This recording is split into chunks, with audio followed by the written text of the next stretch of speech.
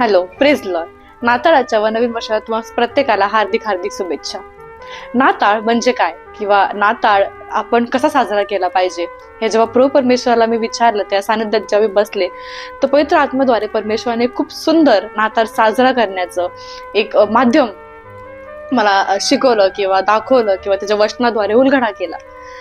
तेव्हा नाताळ आला की आपल्याला असं वाटतं की माझ्याकडे सर्वात छान कपडे असावे किंवा माझं घर सजलेलं असावं किंवा माझ्याकडे सर्वात छान छान वस्तू असाव्या, आणि तसं नाही झालं तर आपण निराश होतो. कित्येक वेळा आपण असं म्हणतो की माझ्या आयुष्यामध्ये खूप प्रॉब्लेम्स आहेत, माझ्या आयुष्यामध्ये खूप त्रास आहे, म्हणून मला हा नाताळ साजरा नाही करायचा, किंवा गेलेले वर्ष माझ्यासाठी खूप कठीण गेलेले म्हणून मला आता हा नाताळ असा आनंदी नाही वाटत. परंतु नाताळ हा आपल्याबद्दल कधीच नसतो.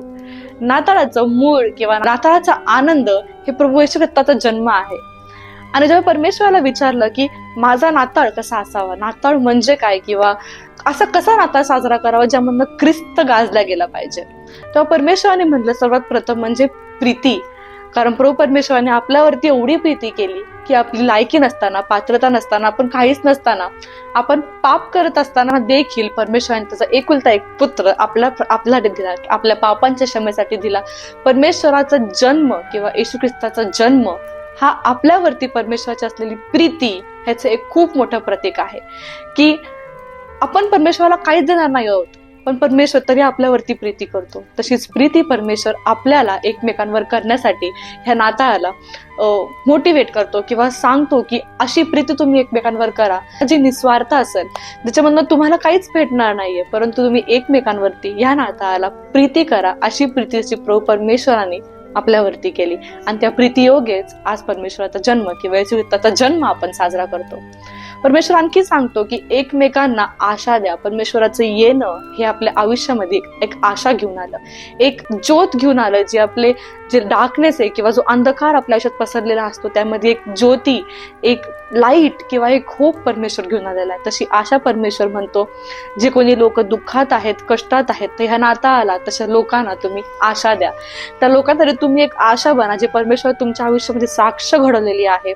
परमेश्वराने तुम्हाला जे आशीर्वाद दिलेला आहे स्वतःपर्यंत सीमित ठेवू नका. परमेश्वराने आपल्यामध्ये जी साक्ष घडवलेली आहे किंवा आपल्याला जे आशीर्वाद दिलेला आहे, तर परमेश्वराची इच्छा आहे की आपण ती आशा, आपण ती लाईट जी परमेश्वराने आपल्याला दिलेली आहे, जी येशू ख्रिस्ताने त्याच्या येण्याने आपल्याला दिलेली आहे, ती आपण ज्यांना गरज आहे, ज्यांच्या आयुष्यामध्ये अंधकार आहे, ज्यांना प्रॉब्लेम्स आहेत, जे विचारांमध्ये ग्रासलेले आहेत, त्यांच्यापर्यंत पोहोचून ती आशा किंवा ती होप किंवा ती ज्योत आपण इतरांच्या आयुष्यामध्ये पेटवावी. मग परमेश्वर सांगतो काळजी. परमेश्वराने आपली काळजी केली, परमेश्वर आपली काळजी होती, आणि त्या काळजीपोटी परमेश्वराने आपल्यावरती प्रेम केलं, आणि परमेश्वर आपल्याला आशा देतो.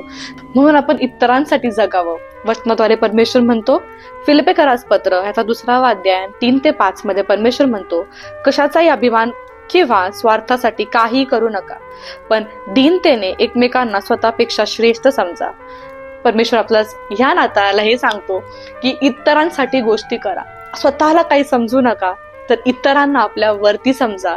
जेव्हा आपण हे करू तेव्हा आपण इतरांसाठी जगणं शिकू, आणि येशू ख्रिस्त आपल्यामधनं घातलं जाईल. त्यामुळे आपल्या आजूबाजूला आपण रोजच्या जीवनात लोक पाहू, ज्यांच्याकडे जे खूप लोक आहेत, जे खूप गरीब परिस्थितीमधनं जातात, किंवा ज्यांच्याकडे आपण असं जसं नाताळ साजरा करायचा विचार करतो की मोठा नाताळ झाला पाहिजे, खूप मोठं डेकोरेशन झालं पाहिजे, खूप मोठं गिफ्ट गेले पाहिजे, परंतु काही लोक असे आहेत ज्यांच्याकडे ते करण्यासाठी देखील काही नसतं. म्हणून आपण अशा लोकांकडे आपला लक्ष वेधित करावं किंवा तशा लोकांसाठी जगावं, त्यांची काळजी घ्यावी ज्यांच्याकडे काहीच नाही. कारण परमेश्वराने आपल्याला दिलं, जर परमेश्वराने आपल्याला परिपूर्ण केलं, कारण ती देवाची प्रीती आपल्यावरती आहे, देवाने आपली काळजी घेतली, तर तीच काळजी आपण इतरांवर करावी. म्हणून हा नाताळ आपण इतरांसाठी जगावं, हा नाताळ आपण इतरांवर प्रेम करावं, हा नाताळ आपण इतरांना आशा द्यावी, आणि ह्या नाताळाला आपण इतरांची काळजी घ्यावी. आणि सर्वात महत्वाचं, ह्या प्रत्येक गोष्टीचा मूलभूत आहे इतरांसाठी जगणं. येशू ख्रिस्ताचा जन्म हा स्वतःसाठी कधीच नव्हता, त्यामुळे त्याचं काहीच नव्हतं, तर त्याचा जन्म देखील आपल्यासाठी घेतला. तो भूतलावर जेवढे दिवस राहायला त्याने केवळ दुसऱ्यांना बरे केले, दुसऱ्यांची काळजी घेतली, इतरांसाठी तो जगला. तो राजा असून तो काहीच नसल्यासारखा जगला. तो एक राजा असून एक सर्वंट सारखा, एक सेवकासारखा जगला.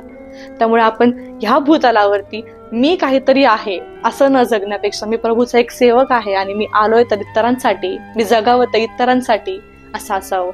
म्हणून हा जो नाताळ आहे किंवा हा येणारा जो वर्ष आहे, जसा येशू ख्रिस्त होता तसा हा ख्रिसमस किंवा हा नाताळ आपण करावा आणि आपल्यामधनं ख्रिस्त गाजला जावा असा हा नाताळ आपण गाजवावा. तो प्रेमाने, प्रीतीने, आशेने आणि इतरांसाठी काहीतरी करण्याने, इतरांसाठी जगण्याने आपण हा नाताळ साजरा करावा. त्यामुळे नाताळ हा ख्रिस्तासाठी, नाताळ हा ख्रिस्तासारखा म्हणजे इतरांना ख्रिस्त कळावा म्हणून साजरा करावा. आमेन.